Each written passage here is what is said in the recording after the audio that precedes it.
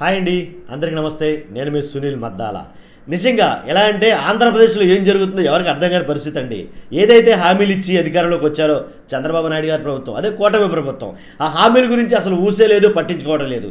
నేను చెప్పబోయే ఈ వీడియోలో ఉండబోయే మాట ఏంటంటే కనుక, నిరుద్యోగ భృతి ఏది, ఎక్కడ? రెండు చేతులు తట్టి దండం పెట్టి అడుగుతున్నా, నిరుద్యోగ భృతి ఏది? నిజంగానండి, రెండు చేతులు ఎత్తి దండం పెట్టి అడుగుతున్నా, నిరుద్యోగ భృతి ఏది, ఎక్కడ? అసలు దాని ఊసు కానీ ఉత్తాపన కానీ ఏమీ లేదు. కాబట్టి దాని గురించి నేను అడగడం కాదండి, ఇంచుమించుగా ఆంధ్రప్రదేశ్లో ఉన్న కొన్ని లక్షల మంది నిరుద్యోగులు ఈ మాట అడుగుతున్నారు. ఏంటంటే నిరుద్యోగ భృతి అన్నారు కదా, ఏది? లేదా 20 లక్షల ఉద్యోగాలు అన్నారు, ఏవి? 20 లక్షల ఉద్యోగాలు ఏవి అని నేను అడగడానికి నేను అంత మరీ దారుణమైన మనిషిని అయితే కాదు. ఎందుకంటే పరిపాలన ప్రారంభించి నెల మాత్రమే అవుతుంది. కాబట్టి 20 లక్షల ఉద్యోగాలు ఈ నెలలోనే రావాలంటే అది అసంభవం. నేను అలా మాట్లాడే వ్యక్తిని అయితే అసలు కాదు. కాబట్టి చాలామంది ఆల్రెడీ ఈ మాట అనేసరికి చాలామంది కంగారు పడుతూ ఉంటారు. కంగారు పడదు. 20 లక్షల ఉద్యోగాలు ఇప్పుడు గురించి నేను మాట్లాడలా. 20 లక్షల ఉద్యోగాలు ఇచ్చే వరకు ఏదైతే నిరుద్యోగ భృతి నెలకి 3,000 చొప్పున ఇస్తానన్నారో అది ఎప్పుడు ఇస్తారు, ఎలా ఇస్తారు, అది కూడా ఈ నెలలో ఇవ్వలేదంటే నేను అడగట్లా. అసలు ఇస్తారా ఎవరా అనేది ఒక నోట్ కానీ, లేదా ఏదైనా ఒక విషయం కానీ, లేదా ఒక సమీక్ష కానీ, ఒక సమావేశం కానీ ఏంటి నిరుద్యోగులందరికీ తెలియపరిచే విధంగా ఏమీ జరగలేదు ఇప్పటివరకు. కాబట్టే నిరుద్యోగులు ఒకంత అభద్రతా భావం, నిరుద్యోగులు కొంచెం ఆందోళన అనేది కలుగుతుంది. అందుగురించి నేను ఈ వీడియో చేయాలని డిసైడ్ అయ్యాను. కాబట్టి నిరుద్యోగ భృతి ఏది, ఎక్కడ, ఎప్పుడు ఇస్తారు, అదే మన వీడియో అండి. వీడియోలోకి వెళ్ళే ముందు నాది రిక్వెస్ట్ అంతా మర్చిపోవద్దు, నాకు మోటివేషన్గా ఉంటుంది. ప్లీజ్ లైక్ చేయండి. అలాగే కొత్త వాళ్ళైతే కనుక పక్కాగా మన ఛానల్ని సబ్స్క్రైబ్ చేసుకోవచ్చు. పార్టీలకు అతీతంగా ప్రజలకు ఉపయోగపడే వీడియోలు మాత్రమే మీ ముందుకు తీసుకొస్తుంటాను. అలాగే నా వీడియో ఎండ్ వరకు చూడండి.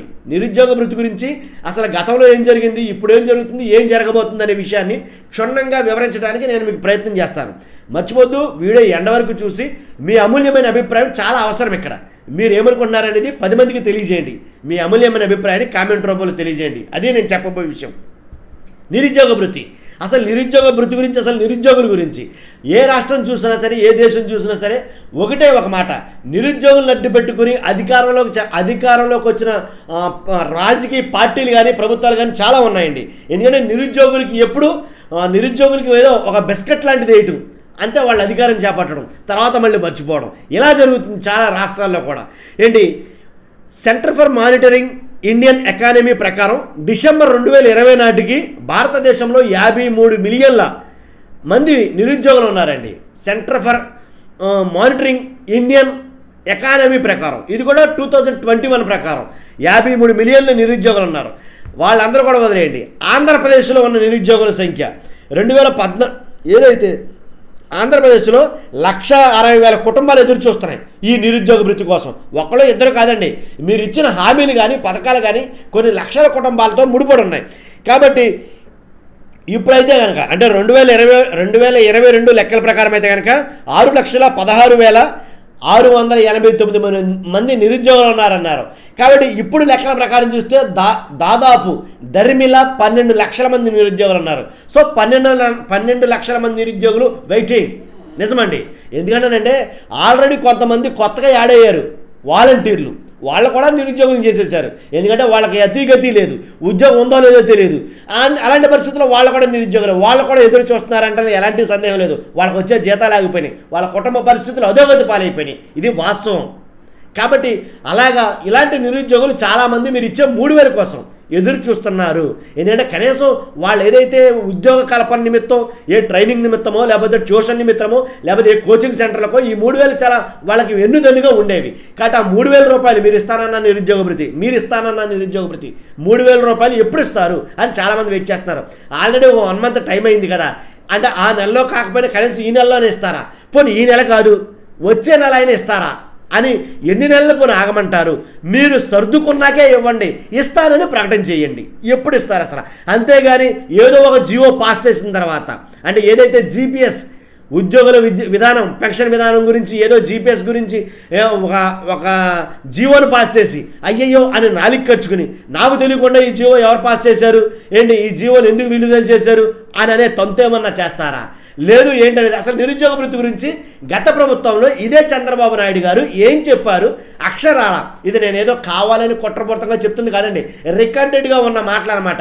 రికార్డెడ్గా ఉన్న మాటలని ఒక్కసారి మీకు గుర్తు చేద్దామని ఈ వీడియో చేస్తాను. చాలామంది ఆల్రెడీ నా మీద ఫైటింగ్ రెడీ అయి ఉంటారు. అబ్బాయి ఆల్రెడీ నెలే కదా అయ్యింది, నెలలో నీకు ఇచ్చేస్తారేంట్రా బాబు 3000? నెలలో ఇమ్మని నేను అడగట్లేదండి, నెల అయ్యింది, పోనీ 2 నెలలు ఇస్తారా? ఎప్పుడు ఇస్తారు? 4 నెలల తర్వాత ఇస్తారా? ఎప్పుడు ఇస్తారు అనేదే వీళ్ళలో ఒక క్యూరియాసిటీ లేదా ఒక భయం అనేది స్టార్ట్ అయింది సార్ నిరుద్యోగుల్లో. అందుగురించే నేను ఈ వీడియో చేస్తున్నాను. కాబట్టి 2014-19 ఏం జరిగింది అసలు? ఇదే నారా చంద్రబాబు నాయుడు గారు అధికారంలో రావడానికి ఒకే ఒక స్లోగన్, ఇంటికో ఉద్యోగం. మీలో ఎంతమంది గుర్తుందో తెలియదు, గుర్తుంటే కనుక స్లోగన్ కంప్లీట్ చేయండి. ఇంటికో ఉద్యోగం, అలాగే లేకపోతే నిరుద్యోగ వృత్తి 2014-19లో ఎంత ఇస్తానన్నారు, ఎంత ఇచ్చారు, ఎప్పటి నుంచి ఇచ్చారో ఒకసారి చూద్దాం.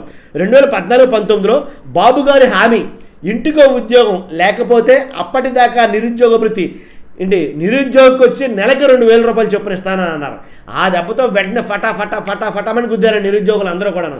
ఏంటి నిరుద్యోగ వృత్తి నెలకు 2000 వస్తాయంట, చాలులేరా బాబు, కనీసం మన ఖర్చులు కన్నా ఉంటాయి అని లెక్కేశారు కాబట్టి నమ్మారు. కాబట్టి 2014 నుంచి 19 వరకు మిమ్మల్ని అధికారంలో కూర్చోబెట్టారు, మిమ్మల్ని పీఠం ఎక్కించారు. అయితే మీరు అంటే ఎప్పుడైతే అధికారంలోకి వచ్చారో, అధికారంలోకి వచ్చిన తర్వాత ఆ నిరుద్యోగ వృత్తి ఇవ్వడానికి చాలా కష్టతరమైనదిగా భావించి ఇప్పుడు కూడా సేమ్ అదే పరిస్థితి. అయితే మీరు ఏం చేశారంటే దీనికోసం విధి విధానాలు రూపకల్పన చేయాలి, కాబట్టి ఒక మంత్రివర్గ ఉపసంఘం ఏర్పాటు చేయాలి. కాబట్టి ఆ రకంగా మంత్రివర్గ ఉపసంఘం ఏర్పాటు చేస్తామని చెప్పేసి కొంచెం ఎదరికి జరిపి ఒక మంత్రివర్గ ఉపసంఘాన్ని ఏర్పాటు చేసి ఈ కమిటీ ఏం చేసింది, ఏర్పాటు చేసిన ఉపసంఘం కమిటీ ఏంటి 1 సంవత్సరం, 2 సంవత్సరాలు, 3 సంవత్సరాలు, 4 సంవత్సరాలు ఆలోచిస్తానే ఉన్నారు. దీని మీద విధి విధానాలు రచిస్తానే ఉన్నారు. ఇలా రచించి ఆలోచించి 4 సంవత్సరాలు ఆలోచించి 5వ సంవత్సరంలో మీరు దిగిపోతారనగా, 5వ సంవత్సరంలో మీరు పదవిలోంచి దిగిపోతారనగా 4 సంవత్సరాలు అయిన తర్వాత 5వ సంవత్సరంలో అంటే ఆఖరి సంవత్సరంలో ఈ ఏదైతే ఉందో నిరుద్యోగ భృతి అమలు చేశారు. అది కూడా అరాకొరగా అంతా ఫుల్ఫిల్గా కాదు, ఎలాంటి డౌట్ లేదు. కాబట్టి 2000 అప్పుడు అమలు చేశారు. ఇప్పుడు నిరుద్యోగుల్లో కొంతమంది పొలిటికల్ నాలెడ్జ్ ఉన్న వాళ్ళు కొంతమంది ఉన్నారు. కాబట్టి వాళ్ళ భయం ఏంటంటే సేమ్ అదే అప్లై అవుతుందా ఇక్కడ కూడాను, అదే అప్లై అవుతుందా ఇక్కడ కూడా అని భయపడుతున్నారు. ఎందుకంటే 2014-19లో మీరు ఎప్పుడైతే 4 సంవత్సరాలు తాత్సారం చేసి 5వ సంవత్సరంలో రిలీజ్ చేశారో, 5వ సంవత్సరాలు అంటే 12 నెలలు కూడా కాదు, మళ్ళీ దాంట్లో చాలా రిస్క్ జరిగింది. కాబట్టి అలాగే 4 సంవత్సరాలు తాత్సారం చేసి 5వ సంవత్సరాలు ఇచ్చారు కదా 2014-19లో. ఇప్పుడు కూడా 2024లో కూడా ఇదే సేమ్ అలాగే 4 సంవత్సరాలు ఒక కమిటీని వేసి ఆ కమిటీ విధి విధానాలు రూపొందించడానికి మళ్ళీ ఇంకోటి వేసి ఆ కమిటీ కూడా కరెక్ట్ కాదని ఇంకో కమిటీ వేసి మొత్తం 4 సంవత్సరాలు గెట్టుకొచ్చి అప్పుడు ఆఖరి సంవత్సరంలో ఏమైనా నిరుద్యోగ భృతి ఇచ్చే ఆలోచనలో ఉన్నదా? అలాంటి ఎత్తుగడ ఏమైనా ఉందా నారా చంద్రబాబు నాయుడు గారికి లేదా పవన్ కళ్యాణ్ గారికి కానీ అని చాలామంది మాట్లాడుకున్నారండి. కాబట్టి ఆ భయాలన్నీ తుడిచిపెట్టాలి మీరు. నిజం, ఆ భయాలన్నింటినీ కూడా తొంగలో తొక్కేటట్టుగా మీరు ఒక నిఖార్సైనటువంటి స్టేట్మెంట్ ఒకటి పాస్ చేయాలి. ఏంది ధైర్యాన్ని ఇచ్చే స్టేట్మెంట్ పాస్ చేయాలి నిరుద్యోగుల్లో. ఎందుకంటే అబ్బాయి అలాగేం జరగదు, 2014-19 మిస్టేక్ అయింది కాబట్టి 4 సంవత్సరాలు లేట్ చేసాం, ఈసారి అలా జరగదు కాబట్టి ఫస్ట్ ఇయర్ నుంచి ఇస్తాం, అది కూడా ఇంకో 2 months నుంచి ఇస్తాం, లేకపోతే నెక్స్ట్ మంత్ ఇస్తాం అని ఒక ప్రకటన విడుదల చేస్తే నిరుద్యోగులకి కొంచెం ధైర్యం అనేది ఉంటుంది 100%. కాబట్టి అలా లేదు. అప్పుడు విధి విధానాల్లో 10వ తరగతి నిరుద్యోగి కాదన్నారు, ఇంటర్మీడియట్ నిరుద్యోగి కాదన్నారు. బాగుంది, మీరు ఆల్రెడీ కొన్ని విధి విధానాలు ఆల్రెడీ 2014-19లో రేట్ చేశారు. కాబట్టి అయ్యే విధి విధానాలని తీసుకుంటే కనుక వాటికి మార్పులు చేర్పులు చేస్తే కనుక వితిన్ 1 monthలో కనుక ఒక విధి విధానాల రూపకల్పన అంటూ జరిగిపోతుంది. ఎందుకని గతంలో మీకు అనుభవం ఉంది, 4 సంవత్సరాల అనుభవం ఉంది. ఎందుకంటే 4 సంవత్సరాలు ఆలోచించారు కాబట్టి ఏది మంచి ఏది చెడు అనేది మీకు తెలుసు. నా పాయింట్ మీకు అర్థమై ఉంటుంది. కాబట్టి ఇప్పుడు ఎక్కువగా టైం వేస్ట్ చేయడం అవసరంలా, ఎక్కువ కాలం తాత్సారం చేయవసరంలా, లేట్ చేయవసరంలా. ఆల్రెడీ మీకు అనుభవం ఉంది కాబట్టి 4 సంవత్సరాలు మామూలుగా కాదు. కాబట్టి 4 సంవత్సరాలు ఆలోచించారు కాబట్టి ఇప్పుడు ఆలోచించిన అవసరంలా. ఏదైతే విధి విధానాలు ఉన్నాయో 10వ తరగతి కాదు, ఇంటర్మీడియట్ కాదు, డిగ్రీ అని అన్నారు. అప్పట్లో మినిమం డిగ్రీ వయసు ఉండాలన్న, మినిమం డిగ్రీ అన్నారు, వయసు ఏమో 22 నుంచి 35 అన్నారు. అక్కడ చాలా విమర్శలు వెలువెత్తాయి. మొత్తానికి ఏదైతే అంటే దానికి మార్పులు చేర్పులు చేసి నెక్స్ట్ మంత్ ఏమన్నా నిరుద్యోగ భృతి ఇచ్చే ఉద్దేశం ఉందా, లేదా ఎప్పుడు ఇస్తారనేది ఏమన్నా చెప్పగలగరా అనేది ప్రజలకు అర్థం కావట్లా. కాబట్టి అంతేకాదండి, నిరుద్యోగులు చెప్పారు కదా 1.60 లక్షలు అంటే 1,60,000 కుటుంబాలు ఎదురు చూస్తున్నాయి. అలాగే 2022 లెక్కల ప్రకారం 6,16,689 మంది నిరుద్యోగులు ఉన్నారు. ఏ జిల్లాలో ఎంతమంది నిరుద్యోగులు ఉన్నారో ఒక్కసారి చూద్దామండి. ఏ జిల్లాలో ఎంతమంది నిరుద్యోగులు ఉన్నారనేది ఒకసారి చెప్తాను చూడండి. అసలు ఈ నిరుద్యోగుల స్టేటస్ ఎలా వచ్చినాయి అంటే 2022 సంవత్సరంలో 2014-19లో చంద్రబాబు నాయుడు గారి తరపున టీడీపీ సభ్యులు ఏలూరు సాంబశివరావు గారు, బాల వీరాంజనేయ స్వామి, అలాగే అనగానే సత్యప్రసాద్, మంతెన రామరాజులు శాసనసభలో ఒక ప్రశ్న రేజ్ చేశారు. ఆ ప్రశ్న అడిగినందుకు గాను ఏ జిల్లాలో ఎంతమంది ఉన్నారనేది ఒక స్టాటిస్టిక్స్ కొన్ని లెక్కలైతే కనుక ఇవ్వడం జరిగింది. అప్పుడు రాష్ట్రంలో అత్యధికంగా విజయనగరం జిల్లాలో నిరుద్యోగులు ఉన్నారంట. రాష్ట్రంలో అత్యధికంగా నిరుద్యోగులు విజయనగరం జిల్లాలో ఉన్నారు. తర్వాత కర్నూలు జిల్లాలో 64,294 మంది, కడప జిల్లాలో 58,837 మంది ఉన్నారు, అనంతపురం జిల్లాలో 18,730 మంది నిరుద్యోగులు ఉన్నారు. అయితే వీరందరూ ఉపాధి కల్పన కార్యక్రమంలో పేర్లు నమోదు చేసుకున్న వాళ్ళు. అర్థమైందండి మీకు? ఉపాధి కల్పన కార్యాలయాల్లో పేర్లు నమోదు చేసుకున్న వాళ్ళు మాత్రమే కావడం వీళ్ళు అనమాట. అసలు పేర్లు నమోదు చేసుకున్న వాళ్ళు చాలామంది ఉంటారు. ఎందుకులో మనకని చెప్పేసి 10th అవగానే చాలామంది నమోదు చేసుకుంటారు, కొంతమంది నమోదు చేసుకోరు. ఇప్పుడు కూడా నమోదు చేసుకోవాలా లేదో చాలామంది నిరుద్యోగులకు తెలియదు. ఒకవేళ నమోదు చేసుకోవాలంటే కనుక అటువంటి మార్గదర్శకాలు ఏమంటే రిలీజ్ చేయాలి. అది నేను అనేది విశాఖపట్నంలో 68,409 మంది పురుషులు నిరుద్యోగులు ఉన్నారు. మహిళలు చూస్తే 30,095 మంది మహిళలు ఉన్నారు. మొత్తం మీద 98,504 పురుషులు మహిళలు విడదీని కానీ టోటల్ చెప్పేస్తాను ఒకసారి. కర్నూలులో చూసుకున్నట్లయితే కనుక 64,294 మంది నిరుద్యోగులు ఉన్నారు. కడపలో కనుక 58,837 మంది నిరుద్యోగులు ఉన్నారు. పశ్చిమ గోదావరి జిల్లాలో 55,665 మంది నిరుద్యోగులు ఉన్నారు. తూర్పుగోదావరి జిల్లాలో 48,507 మంది నిరుద్యోగులు ఉన్నారు. అలాగే నెల్లూరులో, తూర్పుగోదావరి చెప్పారు, నెల్లూరులో 44,761 ఎంతో చెప్పు. చిత్తూరులో 43,639 మంది ఉన్నారు. విజయనగరంలో చూసుకున్నట్లయితే 42,296 మంది ఉన్నారు. కృష్ణా జిల్లాలో 39,941 మంది నిరుద్యోగులు ఉన్నారు. ప్రకాశం జిల్లాలో 37,457 మంది ఉన్నారు. గుంటూరు జిల్లాలో 32,484 మంది ఉన్నారు. అలాగే శ్రీకాకుళం చూసుకున్నట్లయితే కనుక 31,574 మంది ఉన్నారు. అనంతపురంలో 18,730 మంది ఉన్నారు. మొత్తం వెరసి 6,16,689. మీకు ఇక్కడ ఒక ట్విస్ట్ ఉందండి. ఏంటంటే ఇలా ఉపాధి కార్యాలయాల ఉపాధి కల్పన ఏదైతే ఉందో కార్యాలయాలు, ఆ కార్యాలయాల్లో నమోదు చేసుకుని ఎంప్లాయ్మెంట్ ఎక్స్చేంజ్ ఏదో ఉంది కదా సార్, మనం 10th అవగానే వెళ్ళి నమోదు చేయించుకుంటాం. ఆ ఎంప్లాయ్మెంట్ ఎక్స్చేంజ్లో నమోదు చేయించుకున్న వాళ్ళు మాత్రమే వీళ్ళు. అలా ఎంప్లాయ్మెంట్ ఎక్స్చేంజ్లో ఇప్పుడు నమోదు చేసుకోవట్లా. ఇంతవరకంటే నమోదు చేసుకునేవారు, మా హయాంలో నమోదు చేసుకునేవారు. ఎందుకంటే నమోదు చేసుకుని అక్కడి నుంచి ఒక కార్డు వచ్చింది. ఏదైనా ఉపాధి కార్యక్రమాలు కానీ ఏదైనా ఉద్యోగాలు ఉన్నప్పుడు కార్డులు పంపేవారు, పోస్ట్ కార్డులు. సో ఆ కార్యాలయాల్లో ఎంప్లాయ్మెంట్ ఎక్స్చేంజ్ కార్యాలయాల్లో నమోదు చేసుకున్న వాళ్ళు మాత్రమే వీళ్ళు. మీకు అర్థమైంది అనుకుంటా. కాబట్టి తర్వాత మిగిలిన అసలు నమోదు చేసుకున్న వాళ్ళు ఇప్పుడు ఎవరు నమోదు చేసుకోవట్లా. నాకు తెలిసి 100కి 100% నమోదు చేయట్లా. ఎంప్లాయ్మెంట్ ఎక్స్చేంజ్లో ఎవరు నమోదు చేసుకోవట్లా, చాలామంది నమోదు చేసుకోవట్లా. అంటే అందరూ నేను అన్నగాని చాలామంది నమోదు చేసుకోవట్లా. మరి నమోదు చేసుకున్న వాళ్ళ సంఖ్య ఇంకెంతమంది ఉంటుంది? అందు గురించి మ్యాక్సిమం 12 లక్షల మంది ఉన్నారండి నిరుద్యోగులు. 12 లక్షలు ఇంటూ 3,000 ఎంత అయిందో మీరే చెప్పండి. కాబట్టి నెలకి ప్రభుత్వం మీద పడే అదనపు భారం ఎంత అంటే భారం అన్నాం, ఎందుకంటే నిరుద్యోగులకు ఇచ్చి నిరుద్యోగ భృతిని భారం అని అన్నగాని. కాబట్టి ఇది ఇస్తారా ఎవరా, ఎప్పటికి ఇస్తారో, అసలు ఇస్తారో లేదో, ఎప్పటికి ఇస్తారనే కొన్ని కార్యాచరణ ఏమైనా ఉందా, లేదా సూత్రప్రాయంగా అయినా ఏమైనా చెప్పగలరా? పలానా నెల నుంచి ఇస్తాం, పలానా దీని మీద మార్గదర్శకాలు ఏమైనా రిలీజ్ చేయగలరా? ఎందుకంటే వీళ్ళకి మాత్రమే ఇస్తాం, వీళ్ళకి ఇవ్వం.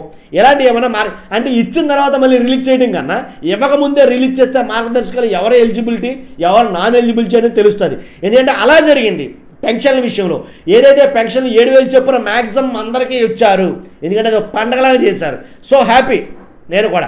తర్వాత ఏం చేశారు, 2,60,60 మంది బోగస్ పెన్షన్లు ఉన్నాయి, వాటిని తీసేస్తామన్నారు. అలా కాకుండా ఏదైతే మార్గదర్శకాలు, ఏదైతే ఇన్స్ట్రక్షన్స్ ఉన్నాయో అవి ముందుగా తెలియజేస్తే ఎవరు ఎలిజిబిలిటీ కాదనేది చాలామంది తెలిసిపోతుంది. అది నా అభిప్రాయం. నా అభిప్రాయం మీకు అర్థమై ఉంటుంది. కాబట్టి నిరుద్యోగ భృతి గురించే కాదు, తెలుసు కదండి, అమ్మకు వందనం అది కూడా ఇంకా అమౌంట్ వేయాల, అలాగే రైతు భరోసా 1,000, ఇలాగ కొన్ని అంటే ఇన్ టైంలో వేయాల్సినవి. అంటే ఏ నెలలో వేయాల్సిన ఆ నెలలో వేయలా కాబట్టి చాలామంది చాలా ఇబ్బందుల్లో ఉన్నారన్నమాట వాస్తవం. అమ్మక వందన విషయంలో చాలామంది చాలా ఇబ్బందులు ఉన్నారు. దాని మీద ఏ జీవోలు పాస్ చేయడం అలా కాదు, ఇలాగా ఒకళ్ళంటే ఒకళ్ళకి కాదు, ఇంట్లో ఉన్న వాళ్ళందరికీ కొంతమంది తెలుసు కదా. కాబట్టి రాజకీయంగా వాడుకోవడం కోసం ఒక్కొక్కరు ఒక్కొక్క వాగ్దానం చేశారండి. ఇవన్నీ కరెక్ట్ కాదు. మీరు ఏదైతే చేస్తానంటున్నారో ఆ చేసే పని దాని గురించి తగిన వాళ్ళకి చెప్పడం సబబు అని నేను అంటాను. కాబట్టి నిరుద్యోగుల విషయంలో మీరు ఒక స్టేట్మెంట్ అయితే పాస్ చేయాలి నా అభిప్రాయం ప్రకారం. ఇదిగో ఈ నెలలో కాదు, ఆగస్టులో కాదు, లేదా May, June, July, August, September, October, November, December ఏదో ఒక నెలలో కనీసం. ఈ ఇయర్ కాదు నెక్స్ట్ ఇయర్ అంటారా? ఎలాగో డిఎస్సి నెక్స్ట్ ఇయర్కి పోస్ట్పోన్ చేశారు. ఈ ఇయర్లో ఇస్తారు ఎన్నికల మేనిఫెస్టో ప్రకారంగా, హామీ ప్రకారంగా ఈ సంవత్సరంలోనే మీరు రిలీజ్ చేయాలి. కానీ రిలీజ్ చేయాలి, నెక్స్ట్ ఇయర్కి పోస్ట్పోన్ అవుతుంది. అది అవుద్ది నాకు తెలిసి 100%. అదే పందాలో జరుగుతుంది. కానీ ఇది కూడా నెక్స్ట్ ఇయర్కి ఏమైనా పోస్ట్పోన్ చేసే విధానం ఏమైనా ఉందా? ఒకవేళ చేస్తే కనుక అదేదో చెప్పండి. ఎందుకంటే కళ్ళు కాయలు కాసేలేక ఆశతోటి బతుకులండి అవి. కాబట్టి వాటి కోసం మీరు ఇచ్చే 3,000 కోసం ఏంటి ఎలా అంటే కొన్ని ఎలా అంటే మీరు ఇస్తారో ఎవరో తెలియక చాలా ఇబ్బందిగా ఉన్నారు.